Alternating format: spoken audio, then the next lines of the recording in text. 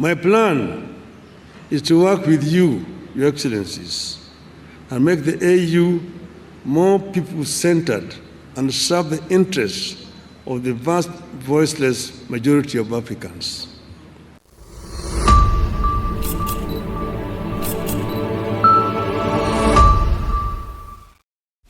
Hello guys, welcome back to Shadi Edits, and today I want to give you 3 good reasons why Raila Odinga is the most likely winning candidate for AU chairmanship. If you are new to this channel, please kindly subscribe and don't forget to comment, like and share. Let's start by listening to His Excellency Raila Odinga's manifesto to Africa. If elected chairman, I propose to utilize the transition period to critically analyze the existing proposals for reforms and building capacity of the AU Commission. The ultimate aim is to follow up on the implementation of the reports so far formulated. Certainly, the story of Africa is not all gloom and doom. Thanks to the work Your Excellencies are doing, Africa has been on an upward and positive trajectory in recent years. In February, the African Development Bank reported that Africa will account for 11 of the world's 20 fastest growing economies this year. The continent is set to remain the second fastest growing region after Asia.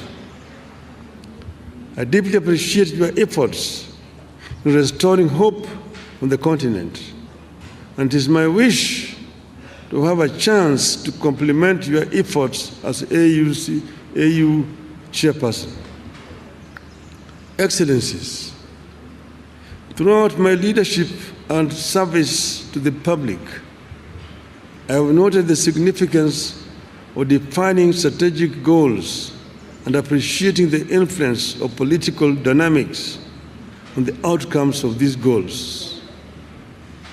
So decision-making must be backed by a balance between policy and geopolitics. I plan to work with you, Your Excellencies, to integrate this continent. You're one people who unfortunately are trying too hard to separate from each other. I have traveled the length and breadth of this beautiful continent, and I have seen the faces of Africa's future. I was involved in peace negotiations in Burundi with Marimo Nyerere. I was involved as the mediator of the AU with the conflict in Côte d'Ivoire. I was involved in Mozambique. So I understand the continent. Apart from the good plans he has for Africa, he is also receiving support from majority of the African states. When he was launching his AU chairmanship bid, more than 20 African presidents attended. Let me take this opportunity to acknowledge that we have a very broad cross-section of representation here. Let me start by acknowledging the African Diplomatic Corps. If they could just stand where they are, that would be most grateful. They are all over, but thank you so much for gracing this occasion. We also have ambassadors and high commissioners from the European Union.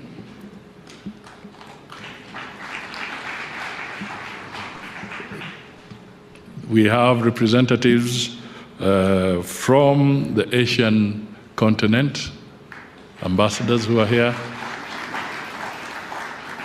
Thank you so much for being present.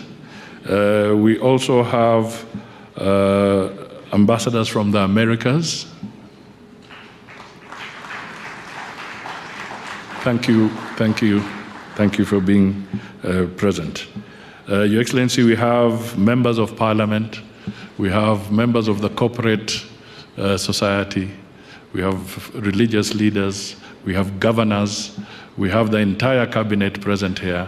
we have principal secretaries, and we have so many well-wishers who are gathered with us here.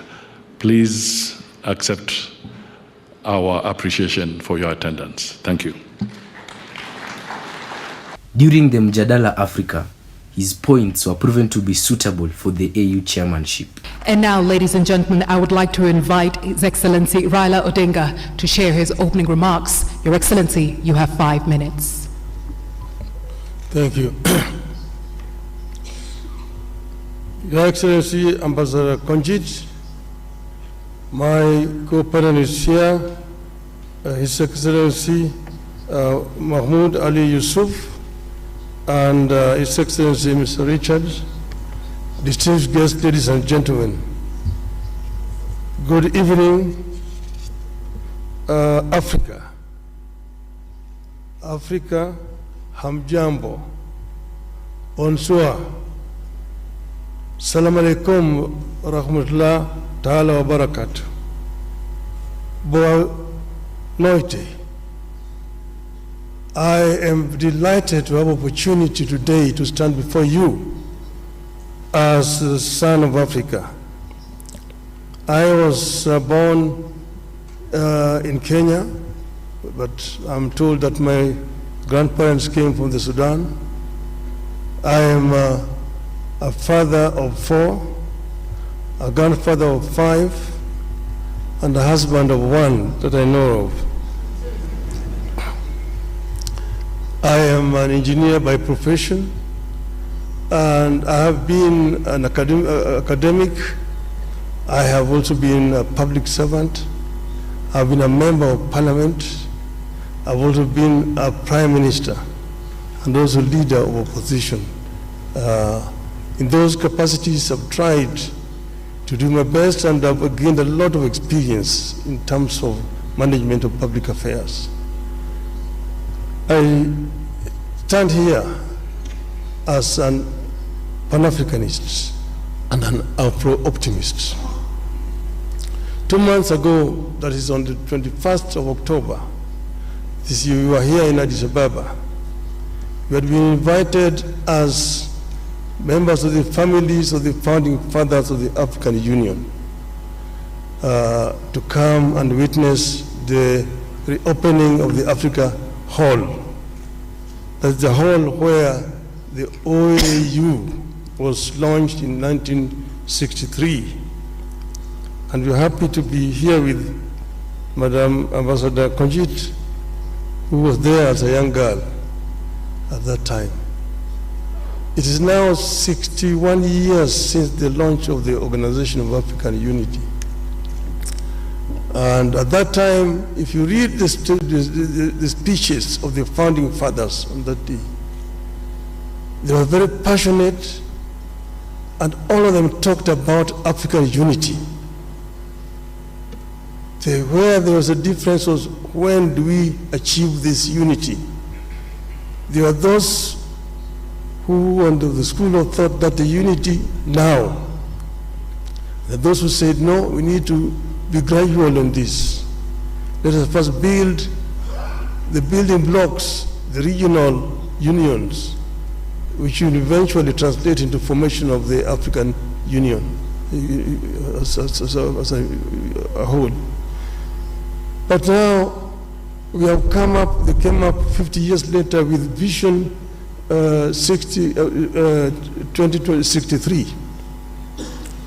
which now hopes to get Africa united, one union government by 2030, and move on to attain the vision, the wishes of the founding fathers of Africa. I say that I have the experience. I've been part of this movement for changing the continent. You know that some achievements have been made. Africa is now completely liberated, but there's still work to do. And I believe that I have what it takes to get us where we want to do. In the field of education, in the field of health, in the field of value addition to the abundant wealth that we have on the continent. He's also receiving full support from William Ruto, who's currently the chair of the Reformed Committee of the AU. President Ruto also, you need to know, is right now the chair of the Reform Committee of the AU. In other words, he is now championing the process of reforming the AU. He has taken over from President of Rwanda, President Kagame, handed over to him. So I think that is was the basis of the meeting between the outgoing chair and President Ruto. I know Mr. Faki very well. As you know, he's the one who appointed me as the infrastructure champion. And I worked very closely with him during that period of time. So he's retiring, and I wish him well in his new endeavors. But as it was now, it is a three-horse race between Kenya, Djibouti, and Madagascar. If, unfortunately, you don't clinch it, what does this mean for you? If we win, very good for us. If we lose, so what? We are basically here in Kenya. There will be other things for us to do. So we're not worried about losing. They say that asiyekubali kushindwa sio mshindani. So but we are not competing to lose.